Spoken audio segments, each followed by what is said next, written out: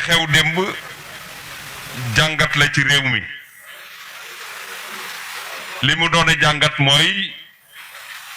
borom baatin yi wax nañu ci waaye borom zahir yi am nañ ci gis-gis parce que Pape Bouba Diop yàlla def na ci li ñu koy dàkkantale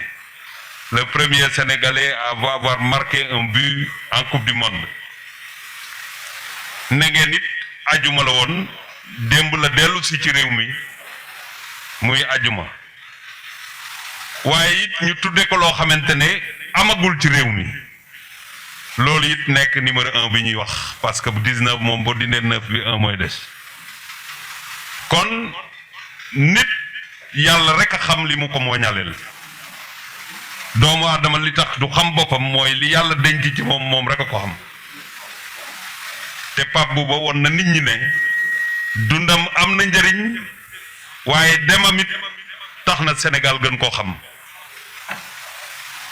nit dund na téeméeri at génn àdduna amul li Pape Bouba Diop am nit sax def na lu ëpp peut-être li mu def waaye yàlla mooy jagleel nit lu ko neex président de la République di rafetlu seen taxawaay la génération de 2002 vous avez été solidaire jusqu'au bout vous avez été digne dans la douleur mais vous vous êtes battu aux côtés de votre camarade votre cher ami et vous l'avez confié à son Seigneur et nous tous nous avons espoir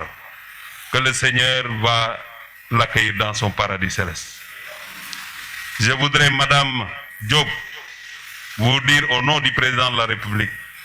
à vos enfants que la nation tout entière est solidaire et toute la nation compatit. Et nous tous, nous sommes croyants.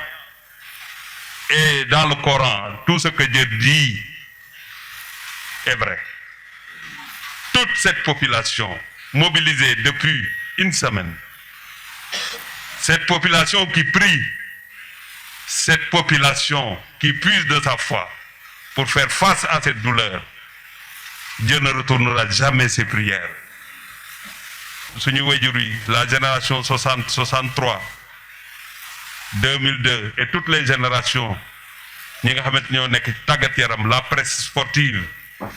toute la famille sportive ñu ngi dajaloo di am naqar waaye di dellu ci yàlla di ñaan yàlla xare ko àjjana